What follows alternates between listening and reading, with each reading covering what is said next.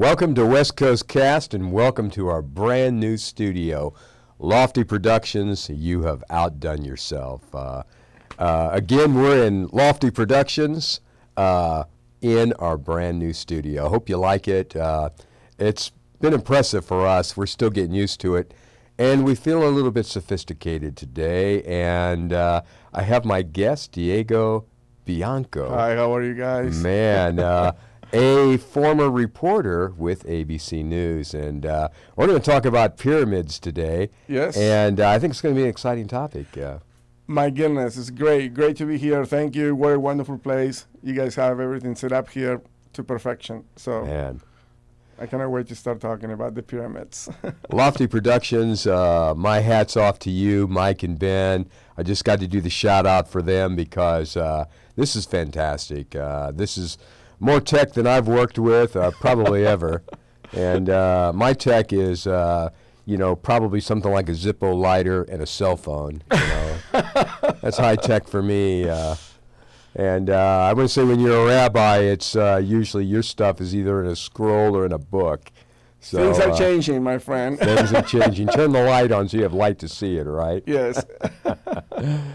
Well, man, it's such a pleasure to have you, on our program today, on our podcast.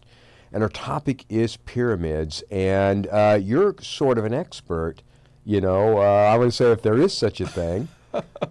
I definitely am not an expert. I think no one is an expert. I do believe that history itself is not defined by perfection as well. But what it makes us good is that we are curious and we have planet Earth to travel around and see old civilizations where they left us, right, behind. So for us to study. And the pyramids are one of the most beautiful things you can see on Earth. They are, and you have, so we've both been to Egypt. Yes, sir. And we've seen the pyramids there. And I told a joke, about the pyramids of Egypt. And then about a year and a half later, they discovered there was more underground of the pyramids. But my joke was, no Hebrews were hurt in the construction of the pyramids of Giza, because it was before that time. But we're in the Passover season and Easter, and it's really about, the release of the Israelite children from Egypt. So I want to say, what a perfect time to talk about pyramids. Absolutely. Well, Egypt is a magic place. If our audience, if they didn't get to go yet, it's a wonderful place to set a footprint there and understand, that their past is also our past. And I think that we're all related, from teamwork and construction and understanding of responsibilities. What a great place to start understanding, somehow humanity in many levels. I have a series of questions to ask you because you're much more the expert than I have. I've been around the pyramids twice in the Cairo Museum. And I would not consider myself an expert, although I've been on many Middle Eastern trips. But you've also been to Mexico, South America. Oh, yeah. And you've done both film reports and exploration of the Mexican and South American. Well, pyramids. I think, in reality, I love the Americas, by the way. I was born in the Americas. I was born in Argentina. So for me, in a sense, the American has great stories as much as in Egypt or Asia, more into Africa or whatnot. So if you take a look at the civilization in this area, I was very intrigued by how the history of Mexico, and everywhere you go, you see ruins, you see pyramids. So actually, I have to mention this because my parents took me to see the pyramids when I was 11 years old with all my family. So my sister, she has a master's in geography, and she loves to talk about the pyramids, probably much better than I am. And then in my case, when I touch the pyramids, it's such an amazing emotion that comes through your heart. That then, when you go up and you understand how much they did study the skies, you gotta understand that I was just telling you this earlier. In those days, the skies were very dark in reality, right? Now we have the lights of the cities or whatnot. So Mexicans were also the Mayans or the Aztecs or whatnot. They were also very aware of what was going on up in the sky. So they were studying that a lot. So my mission was to get to know or to get to visit all the pyramids in Mexico. So I'm 95% done. I have a few extras left around there. And I need to go to Guatemala too, that I didn't go. But between Mexico down all the way to Argentina, I think is amazing, all the ruins that you can get to see. Well, today, Diego, you are certainly our expert. You know, Oh my gosh. so, you know, when I was in Egypt, one of the jokes that I had was, okay, where are the runways? And, you know, looking for UFOs and UFO runways. Yes. And, you know, it's funny because there's a passage in Isaiah that talks about monuments built to basically God that are between Upper and Lower Egypt. And I want to say that just happens to be the pyramids at Giza. And there are actually more pyramids, and we're looking at some of the pyramids. This is a Giza Plateau, and you see the step pyramids, and I want to say they have something in common with the Mexican pyramids as well, and the pyramids of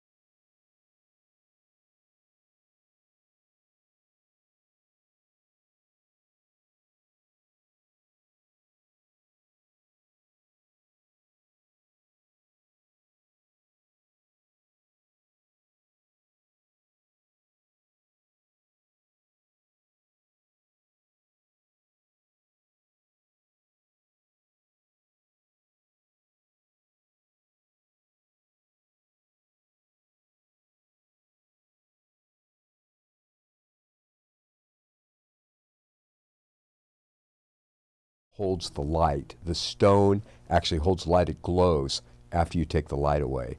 And I thought, isn't that fascinating that it would do such a thing? And then if you turn the light sideways, you can see a relief that is a picture that's actually carved in the stone. And honestly, I didn't even know how we do that today over the whole wall of a pyramid. Well, so my question for you, this is going to be the Question for me. Very, very difficult question. Do you believe that they were helped by aliens? You know, it's a funny thing because there's a whole school of thought and a whole, you know, occult genre, you know, for, you know, who built the pyramids. Was it alien technology? And just a few years after I came back from, you know, here, from the Giza Plateau, they discovered through satellite and microwave images that there's stuff underneath, miles of stuff, kilometers of stuff underneath the pyramids. Many people have speculated that, and of course, both the Mexican and Egyptian pyramids were places of worship, you know, and they were places where you engaged with God, so to speak. Right. But it makes you wonder who built them. You know, were they built with, you know, ancient human technology, or were they built with angelic technology or UFOs? And I think, you know, the more people study them, the more intriguing the questions become. It's interesting, like the Great Pyramid, all three of these larger pyramids, they reflect the ancient pattern of, what is it, Orion's Belt. Yes, it's not perfectly aligned. Not perfectly aligned But today. it is. But it it doesn't have to be was- perfectly aligned. That's In right. those days, they didn't have a way to measure that. About 3,000 years ago Yeah, or absolutely. more, or maybe it was something like 9,000 years ago. So I They were agree. perfectly on those aligned. things. Yeah, we have a lot of questions. But We have more questions than answers. But I do believe when I went there, when I took my tour, I pay a private historian to take me, Yeah. and he showed me the drawings of how they were moving the rocks to build the pyramids. He actually doesn't believe that aliens helped, but it's a great start because it's very unique, the shape and the perfection of the alignment. So Yeah. the geometry. So I do believe that either we are not trusting that human beings in the old days could be as smart as we are today, because I do believe in teamwork. Yeah. Let's travel to the past, for example. Let's say you and I are 2,500 years ago, and we are in that same spot, and they put us to work. There is nothing else for you to do other than look at the sky, work with the rocks, and have a life. But in our society today, we have 4 or 5 different responsibilities. We have so many things going on that we are not becoming an expert in one thing. Yeah. We know 2, 3 things or 4 things. So for me, for my understanding, my personal opinion, that I'm not an expert, but I will Yeah. say that in the old days, we were assigned and say, okay, you're going to do this part of the pyramids, and you're going to do that for 20 years. That's what it's going to take, because, you got to work with this rock, when these are the tools that you have. So building things, it took much longer than today. Yeah. So I Agreed. truly believe that Egyptians help us to understand teamwork and putting a lot of people to move one piece rock one at a time. I like that concept. Yeah. Rather than saying a few aliens came over and with a magic thing, they held them to give them all the tools necessary, and they left in a few days, and this is So I do believe that if aliens exist, they should come more often and help us out right now. Yeah.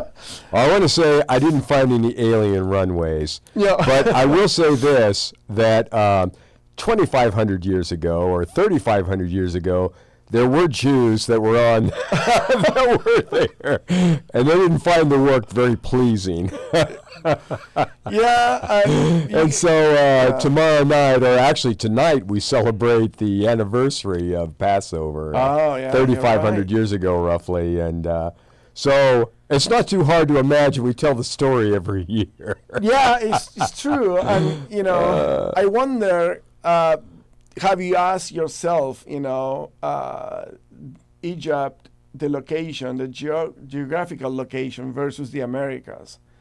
Why different civilizations in similar times, they went to do almost the same type of buildings without communicating, so that's what intrigues me. Now, that's interesting because there are pyramids in various locations around the world, and of course, the ones at Chichen Itza, Yes. and of course the Giza Plateau. Yeah. Some of the most famous pyramids in both the Middle East, and the Americas, they have pyramids, and they're places of worship. And I want to say that's really intriguing, and you can really go back to. We can date, I think maybe have different dates for the American pyramids, but it's interesting that the same structure or same type of structure is found around the world. And if you'll elaborate a little bit more on that.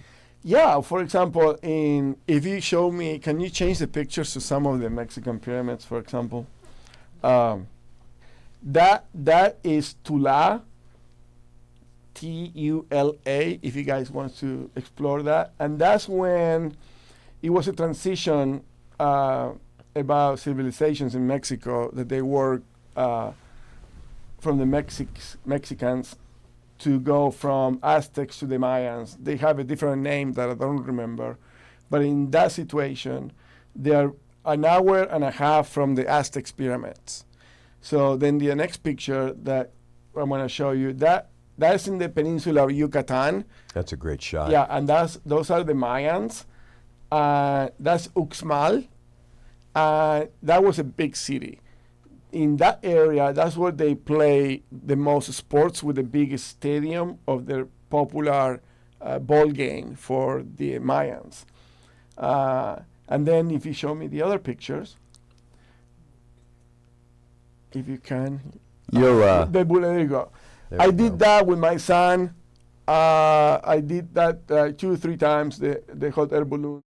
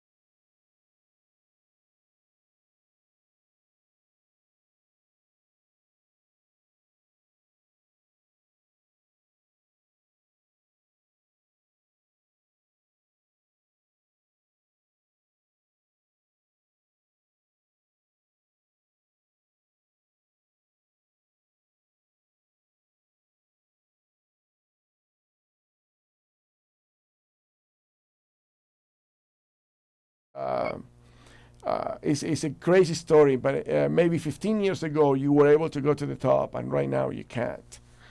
Is it for safety or To preservation. Most of- preservation? yeah. Yeah. And I truly believe they still go up, and then security goes up, and those guys are not able to. So you'll have to talk about alignment just a little bit more because, again, there's a unique thing about the American pyramids and the, Egyptian pyramids, that their alignment it's very interesting to look at both their size, structure, and how they're aligned.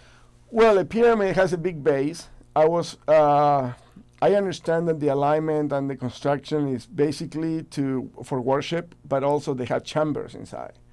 So when someone that it was very important, it was for burials also.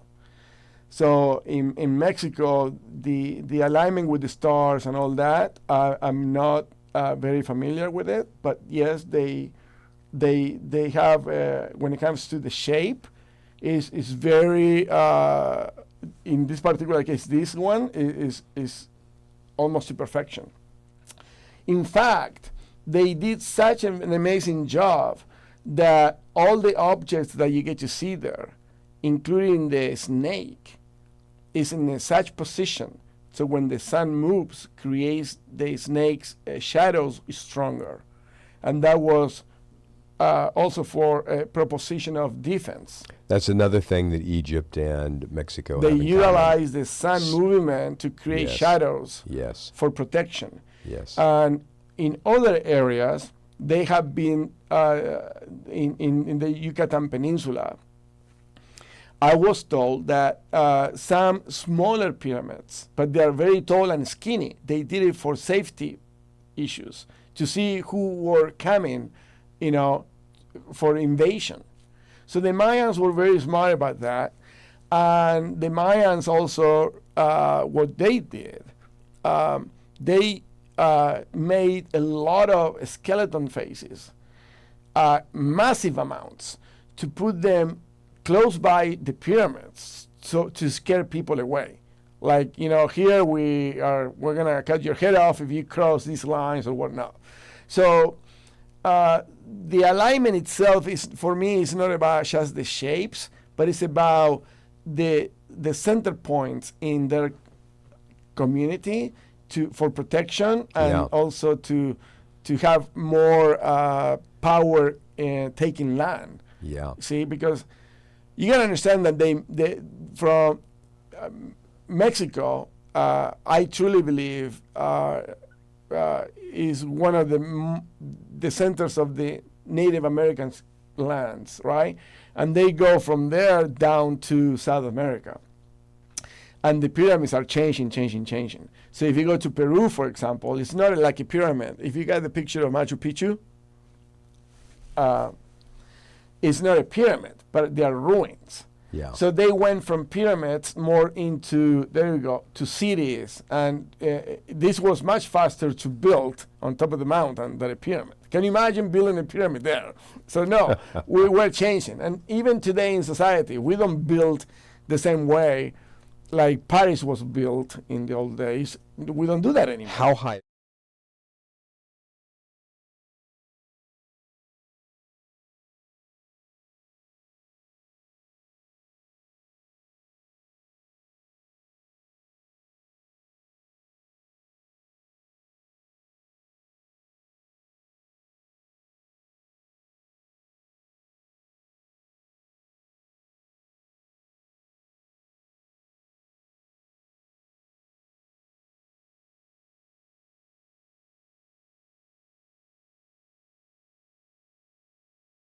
Two ways. You can hike or you can go by bus.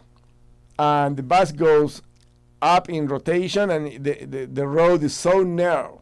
It's so scary if you take a look from the window, right? You feel safer to walk, huh? Absolutely. But you go up and up and up, and then you see clouds coming, and Yeah. then they're gone. It's amazing. So the first time that I saw the Egyptian pyramids, I actually flew over the top of them. I was on my way to Saudi Arabia. Oh. And the pilot said, take a look out of the window. I was actually flying in the cockpit at that time. Oh. This is before 9/11. Oh, I see. And so I was with a pilot in the cockpit. Yeah. And he said, look down, and of course, the pyramids are lit from the bottom. Oh, wow. And they What a almost view. seem to like glow, and it's such a surreal feeling. But he said that they're perfectly aligned with true north and south. Oh. And I thought that was kind of interesting. But the celestial lineup of both the American pyramids and the Egyptian pyramids, they were designed to worship the gods. And Yeah, so, what gods? The ones that they believe at Yeah. the time. But I think it's the same God as ours, to be very honest. well, Because for example, the moon and the sun, they were gods for the Aztecs. That's why they had the pyramids for the sun and the moon. But I truly believe they didn't have any other options to think differently. yeah, Again, remember if you were to be with them at that time, wear their shoes. What do you have? The sky and rocks and, what else? So you got to do something with that. And it's amazing what they did, right? So I think we push our capabilities based on what the resources we have. One of the things that I learned about the step pyramids when I was in Egypt, and I noted the American pyramids as well, that they also have a kind of a step formation. And you can look at ancient structures. When I was at Petra, a lot of the reliefs that were carved into stone were stairways of different kinds. Yeah. Stairways leading to doorways. And I thought that was interesting that for all pyramids, they're stairways to a different arena, a different dimension. They're places of the gods and places of worship, places where you meet God either through sacrifice, like in the American pyramids, or maybe in the Egyptian ones too. Yeah. It's, I don't think there were any mummies that were found in any of the pyramids. Yeah, in Mexico, yeah. Maybe in Mexico, not in the Egyptian Oh, okay. pyramids. I don't think any mummies were found there, but they were usually found in the Valley of the Kings. Oh yeah, very near to Luxor. I was there. Yes, but they were definitely places of worship, and they were definitely places that led to other dimensions, other places of worship. And it's amazing when you see them. They're some of the largest structures man-made on the planet. And Saqqara is the oldest pyramid. But again, it goes back to the ziggurat design, maybe in Sumeria, Ur, and back to the, cradle of civilization. You find that the structures are somewhat the same. Yeah, Iraq, for example, that's the oldest before the Egyptians. Now right? you've been there too. No, I did not go to Iraq. But I learned that they are 3,500 BC. Yeah. And they have very similar pyramids, but not as pointed as, as the Egyptians. But here's the key. I would say they filled in the steps. Yeah, here's my theory, and you can see this in movies, but it is obvious that if you're going to do a pyramid, you have to have steps to go up. That's number one. To either for ceremonies or, for the chamber, for when someone died. When you go to several pyramids, you go up and then you get to see the chamber, or is underground. Yeah. And definitely, and I put my hands on fire for this. I may be wrong. An expert will correct me for sure.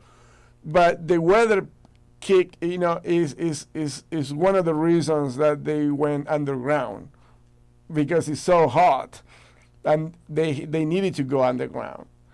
And for me, all the tunnels and whatnot. Yes, they needed to have that. Yeah. And also, if you go to Luxor, for example, you don't get to see a lot of things underground. It's always like a temple. So, and by the way, that's where the obelisks, they were born. And they were pointing, because of the sunlight, it was just to reflect the sun, but also to worship and then to honor people that they were important. So, and to show power. So it is imperative to understand that humans, regardless of our generations, we got the weather as a factor. There is a reason why the caveman was in a cave. Yeah. Not because he wanted protection, it was too hot, too cold. So I think the pyramid is the same level. And I think what a wonderful movement, starting from the pyramids, and now we have cities, if you think about it. Yeah. Especially... I want to say development in cities, they don't go too far from where people worship. No, and if you take a look, that's what I'm saying, that Egypt is a representation of teamwork. And how massive you have, like maybe 100 people pushing one big rock or whatever, right? So they have the drawings on their walls that they were working all together. So that synchronization, bright minds, bright hearts working together, and from there they have plenty of time to improve. Again, today you and I can be with technology, we can play sports, we can do so many things. I'm going to ask you about sports and sports in the Americas. Some people say that American football or foosball, I would say world football, it's a pretty violent sport, but it doesn't compare, does it? No, the Mayans. You want to talk a little bit about the Mayans sports in the Americas? The Mayans have like a soccer type of game. That they have to pass a ball through a ring. Yeah. But what they didn't know, that those guys were going to die. It was sacrifices. It's the losers, right? Yeah. So Yeah. I don't understand how fun it could have, for people. But if you take a look at the Romans, the Colosseum, Yeah. so I don't understand why humans or humanity is always so violent Wow. in the end. It's funny if you look at movies, or other things, if Why you do look we at do that? yeah. You know, If you look at a good, Rambo movie or something Oh, like yeah. that, there's a lot of death. yeah, but my question is, and this is a good one, do you follow Tyson? He talks about science all the time. He has a podcast, and he says, if aliens came to Earth, okay, and I quote, I love this guy. I follow This is him. Dr. Tyson, Yes. professor, Yes. astronomer. He goes, if aliens visit Earth, before, they saw us fighting all the time, that we are killing each other. So maybe this is not worth it to come back. Why am I gonna come back to Earth? If it takes so long to travel from planet to planet, he was saying, why are they visiting us? Because we are so violent. And it made me think, yes, we have a God, but we are violent. It's Against property, about frontiers, about limits, but from the old days to today.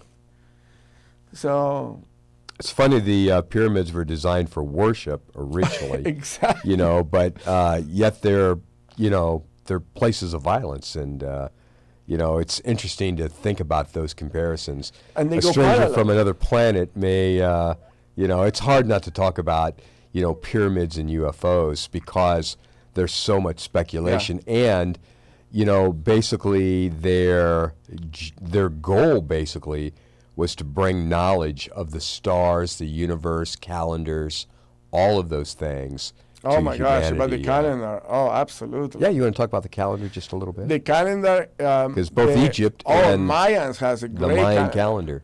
calendar. If you go to the museum that is in the Mayans have a calendar, and the Aztecs have a calendar, but the Mayans calendar is much more attractive. That's probably the most famous for most It people. is in the city of Mexico. Yeah, 2012. It's amazing. Yeah. It's not only about the days, it's also about life itself. So many symbols that we don't use today, And what it makes me think even further, you gotta understand that if you now I'm gonna bring you a topic that is crazy. The Chinese, has 4,000 characters. It takes 20 years to learn a full Chinese language, or the foundation, or the old English. I was told that it takes like 20 years. So now how many characters we have in the alphabet? We don't have that many in comparison to before. But it's crazy enough how the Egyptians, right, have their language, and then the Mayans have their own, and then we end up with Their an language alphabet. is also hieroglyphic too, isn't it? Yes. So I am this is the reason why I consider myself a historian for the jobs that I had before, but because I don't know everything, my imperfections make me perfect to keep learning, and to keep having fun with the time that I have, to go back and read whatever I can to see if the history that I read syncs with my understanding, because a lot of stories are made up in many levels. Our history is always adjusted generation after generation, and I don't do this for living. So I have passion to continue to learn, because it's the opportunity that I have to be imperfect, not to know everything, but to keep learning. That's what I like the pyramids. Here's an example of a Yeah. Mayan calendar. Yes. You know, That's different. That's a different. it's a different. It's not the full one that No. we Yeah. saw for like You can 2012. try, yeah, but yes. So I truly believe we. It's funny because people keep calendars every single. We keep calendars, and now we have them on our phones, apps, all Yeah. kinds of stuff, Yeah. day timers, but calendars and basically keeping your time with the gods was important. And it's funny because here we are in Passover, Easter. It's Okay. all about the calendar as well. Tonight's going to be a full moon, and so, but it follows a certain calendar. Yeah. Your worship follows a calendar.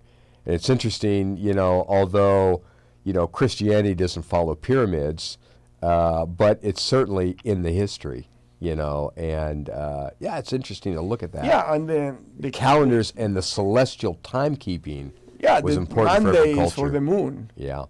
Tuesday is is for Mars.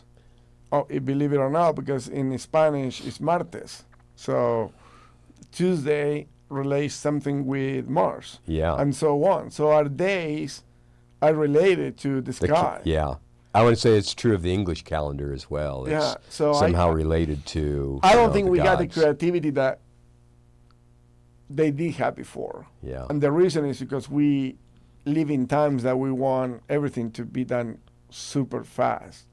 For example, do you remember that you used to write letters handwriting? Now it's all about typing. So we're losing the beauty of our own handwriting. Yeah. I used to have a beautiful, I did my own typography in the old days. Now that we have computers that we type all the time, we lose the exercise of taking Yeah. notes. I think I will never forget this, but I remember my sons writing, and they were, what the heck is this? Yeah. But a teacher, when they write, they have a very good handwriting, right? So the more practice, the better you are at things. So I truly believe in the old days, from the pyramids and up, you got people doing all these little drawings or whatnot. That's their job. They were probably indoors 80% of the time doing that type of work. You go to Egypt and it's amazing. Every wall has a lot of a representation of life. So Yeah. and like What I no found interesting about some of the hieroglyphics that I saw, and it's funny because every culture looks at their language as being sacred in some way. Oh. The Chinese, the oldest continuous spoken language on the planet, but certainly they believe it to be sacred. Hebrew, of course, Yeah. Arabic. Yeah. You just look at some of the script of the past, and it is somewhat pictographic or hieroglyphic as well. It's amazing how it connects to worship. Everybody sees language and writing as being something sacred and something that's done with a hand as well. And, Yeah, I wonder, you probably know, or you probably saw documents, including from the Bible, right, that very difficult to translate. Or the English language it's impossible to translate a few passages, right, from Hebrew, if I'm not mistaken.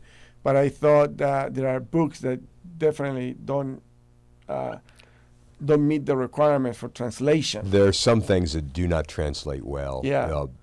Not as much in the Greek as it is in the Hebrew. And that some things that the meaning, it's translatable, but I'm going to say the description is much longer than the word Yeah. itself. Yeah. Yeah, it's amazing. The sacredness of it. Man, there was one more thing I wanted to ask you in relation to sacred writing, and that is, how did you find the writing, in Mesoamerica culture? How did you find that? In what sense? Like, did you find writing inside of pyramids or Well, texts that were?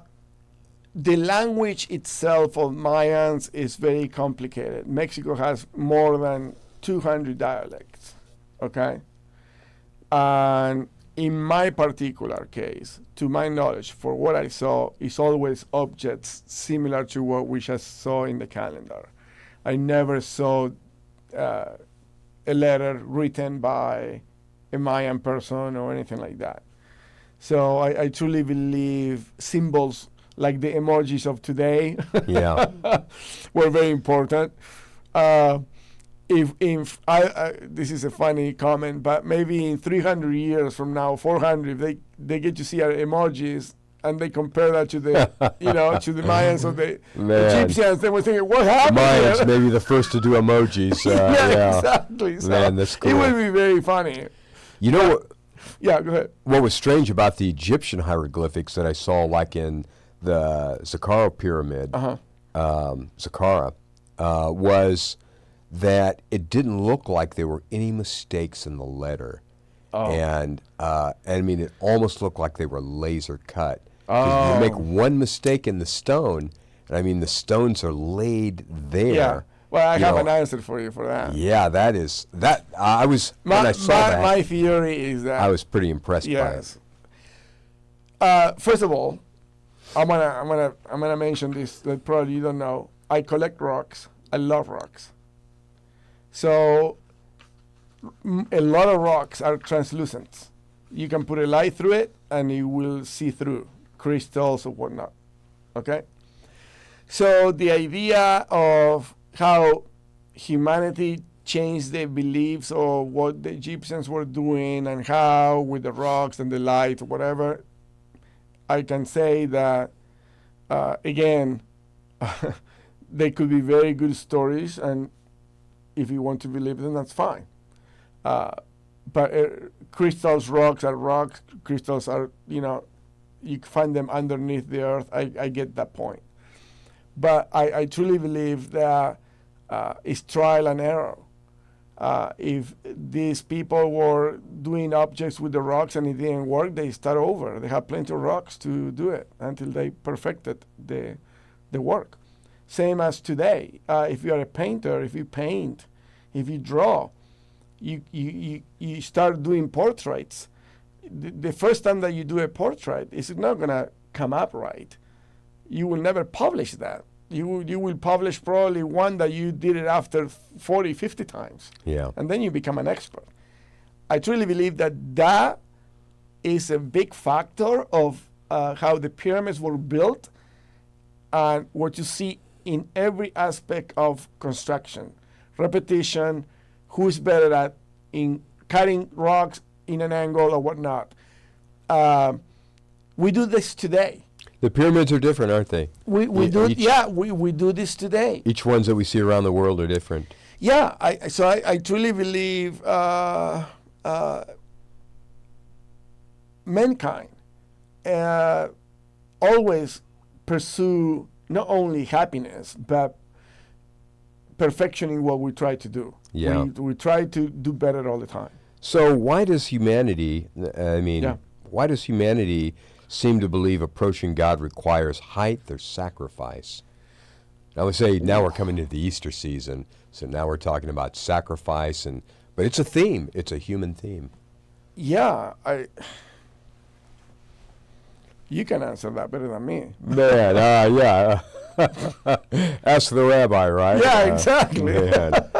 But I mean, you've Give me some seen context. it. Yeah. And I mean, these are colossal buildings and structures. And you look at Christianity, you see cathedrals, and some of them are like, wow, how did they do that? They're absolutely, if you've been to Notre Dame. Yeah, I've been there. Yeah. Go to Barcelona, Yeah. that church that never ends. Yeah. What is it? It's just to proclaim that God is a temple that represents power, love, worship. I think in that sense, absolutely. We are putting a lot of effort to glorify God in construction, in buildings. I truly believe a church is a spiritual hospital in many levels. It's a place to get together and worship, but also to get to know people and spend that time to praise and pray. But I truly believe that in the old days, the most beautiful the church was, the more importance they took to represent God.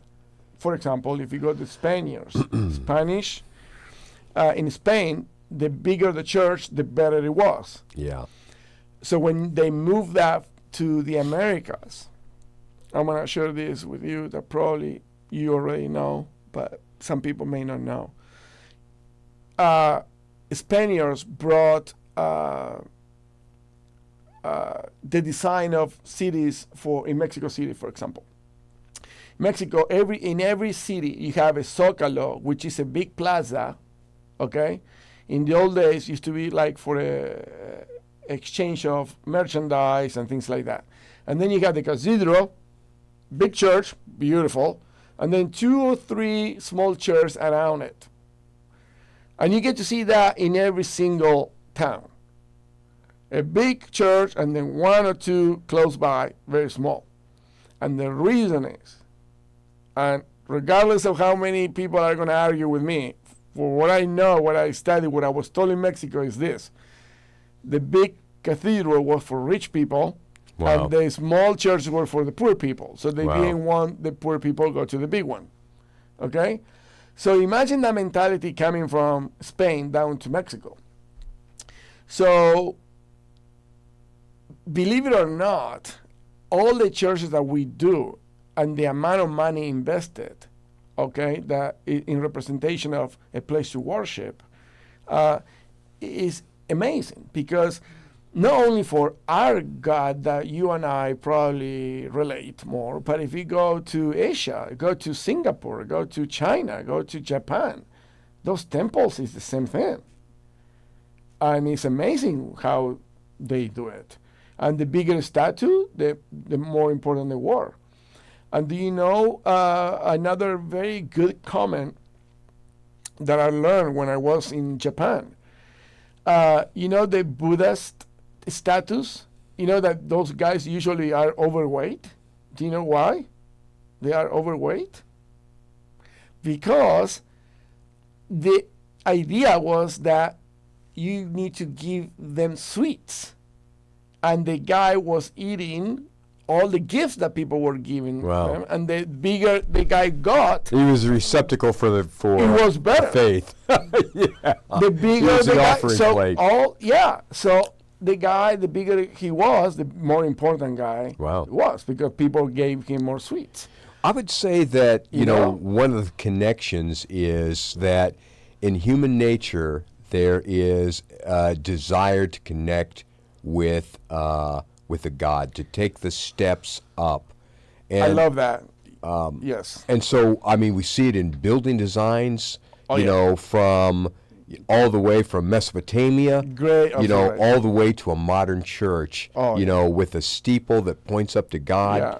And so, you know, there is something in the human nature that really, you know, Wow. has a thought of afterlife. Wow. You know, and if you're just looking at it from a humanitarian standpoint, there's something in the human soul What a that great comment. seeks. Oh yeah, that really seeks a higher connection. You know, That seeks what a connection way with to God. probably end up this conversation, because you're right. Our hearts has emotions.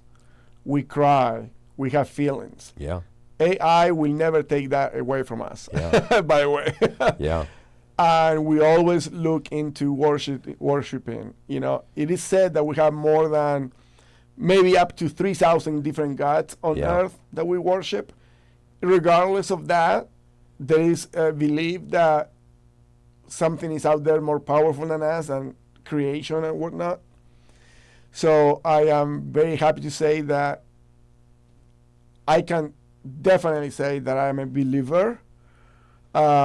I have a lot of questions, a lot of doubts. well, I think we all do in that way. You know, well, the Bible itself, a lot of different areas that, you know, but when I see people that they tell me they don't believe in anything, I tell them this simple concept.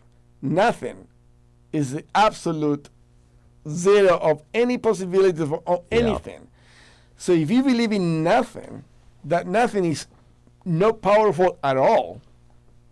Okay? I'd rather be on the other side Yeah. because I am a believer by blind faith Yeah. and by the feelings that I have.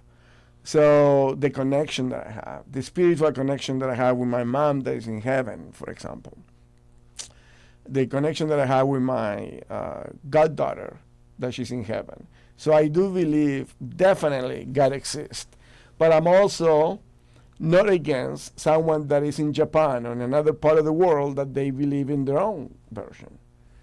So I think it's a way of seeing life. And I will hug you regardless of what religion do you have. Something that a lot of people are not able to do that. And the reason is because I travel. Yeah. I was very blessed of all my trips. And I'm telling you, I do believe people have the right to worship the way that they want to and be different from us. It doesn't mean that they're wrong. For me. As I look at, the pyramids of Egypt and, of the Americas, and, I look at, what they represent overall, their totality, and, they represent, man's desire to connect with something that is beyond them. It's a stairway up, a pyramid. 100%. Oh, yeah. And I'm going to ask you this. I have never asked this question. I'm not used to people asking the rabbi. Okay, but I'm going to ask you this. Can you imagine if the Egyptians were to have the Bible? Because the Egyptians were 2500 BC before Christ showed up on earth to start living and teaching, right? Yeah. So what if they did have the Bible at that time? That's an excellent question. They were probably going to change the way that they worship. Oh, no, maybe it's not the sun. Maybe it's not the moon. That's the planets, blah, blah, blah. But you got to understand that if I wear their shoes, if I were born at that time, the only sea I see is the sky. With such a clarity of the stars, because the cities they didn't have lights, right? A lot of lights in the cities. So you were able to see beautiful sky, and then things were moving. So of course you're going to be thinking that it's something powerful over there, that the rain. So that's why the Aztecs had the moon, the sun as gods. Other civilizations had the rain. So it's interesting. I applaud them for thinking that way. The whole Exodus story, and of course. Cecil B. DeMille's The Ten Commandments is going to be playing this weekend. Oh, God did show up in the Egyptian. He did show up in the Egyptian. He did? And I want to say Pharaoh didn't like it, but other Egyptians, some of them left with, some of them put blood on the door. I need to learn that. I would like to learn more about that. You'll have to come to a Passover Seder. And, we'll tell you all about it. But Pharaoh didn't like it. I want to say, there's a choice that people make. And, of course, the narrative is Pharaoh's heart grew harder, but God definitely showed up in their narrative. And what's interesting, the scripture says that out of Egypt I will take my son. Oh, so Jesus was also there as well. Oh. And so there's a whole Coptic Christian story as well in Egypt. So you're telling me that Jesus showed up 3,000 years BC? Jesus lived in Egypt. He escaped Herod, actually. He escaped Herod with his parents. Okay. And he was there for some estimate for 2 years. There's a whole Christian narrative that's there. And I want to say I found that fascinating in Cairo, that even Cairo has a Jesus story. So I don't know exactly where he lived, whether, it was, maybe where there were still some Jewish remnant, from the Exodus. Yeah. But there's some really fascinating stuff about the Middle East there. But, God showed up in Egypt, and I want to say that's interesting. And there's some parallel stories about, when the conquistadors came to Spain. And because of who they were, many thought that they might be connected to the gods. And I thought that was kind of fascinating lore as well. But it's amazing to look in the history of a culture. But I want to say man's, attempt to reach God, I find fascinating Oh, in yeah. everyone's culture, and then God finding a way to reach man, How both do you through think it's gonna? language and culture. How do you think it's gonna be the next 20, 30 years Wow. with all these understanding that we change history as it goes, because I think we're learning new things, or the using AI to bring us what we don't know. I want to say that's another thing. Man always tries to basically tell the story from their own perspective. The victor tells the story. It was one of the first things I learned as a history student. Okay. The victor tells the story. We've got about 5 minutes left. Oh, but, wow. you've been fascinating, I'm and I love this. Again, the imperfections that we have make us perfect, because we don't do this for a living. yeah. So I'm pretty sure I'm not accurate in everything I say, but my experiences, for me, is what makes me accurate. Well, you've seen a lot of the world, and Yeah. I would say the comparisons, between ancient structures and worship, and we really Amen. didn't get into the divine connection, Yeah.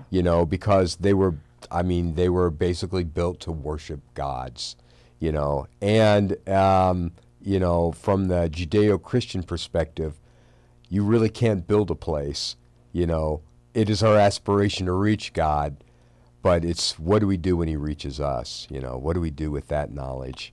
Yeah, and this is where we are today. Yeah, it's where we are today. What do we do use with the that? Bible as Yeah.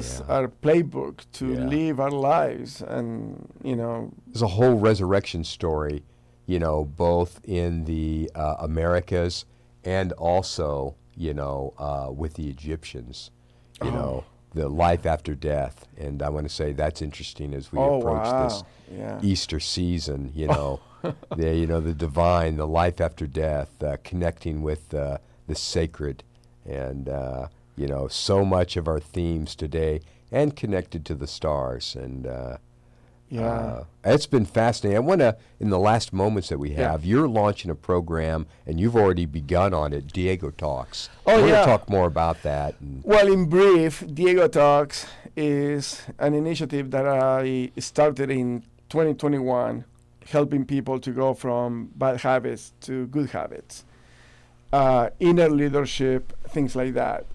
When COVID hits, I was able to get a leadership certification with John Maxwell.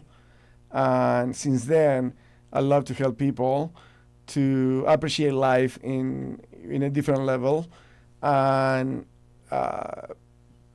people that they need to count their blessings. And sometimes we Yeah. take for granted how much we have. yeah, And I have been doing that since 2021. I already helped more than 2,000 people. And right now I finished writing my 16 books that is going to be one book a month, based on different challenges that we have in life. wow. I'm putting that together just now, maybe a couple more months, and I'm done. That's excellent. Not only you are a follower of Christ, humanitarian in so many ways, Oh, absolutely. and but a Rotarian as well. Rotary is part of my life since I'm 12. Wow. I think Rotary is my second family. And because of Rotary, we met. Yeah. And you're incredible. I'm a blessing. you're incredible, you brother. are a blessing. You guys, thank you so much for today. And I got to tell you that Rotary brings people together for a reason. Does. Service above self. That's a Yes, great and I think motto. the more we give in time or doing volunteer work, the more we learn. Yeah. And it's not about what you get by helping. It's about what you receive when it comes to love, appreciation, compassion. Yeah. And we need that now more than ever. Man. I think we have a duty to give back in time, not necessarily money, but give your time to volunteer and appreciate what is out there. Humanity is all about fellowship, solidarity, unity. We need to keep pushing that. Yeah. Diego, you rock, brother. Thank you so much for coming. Yeah. No, not for coming, for letting me come. Man, if you like this program, and we talked about the pyramids and about everything else too. Yes. But if Great you like this- conversations. oh yeah, thank you. Thank if you you so like much. this content, like, share, subscribe, and thank you for viewing us today. Man. Thank you.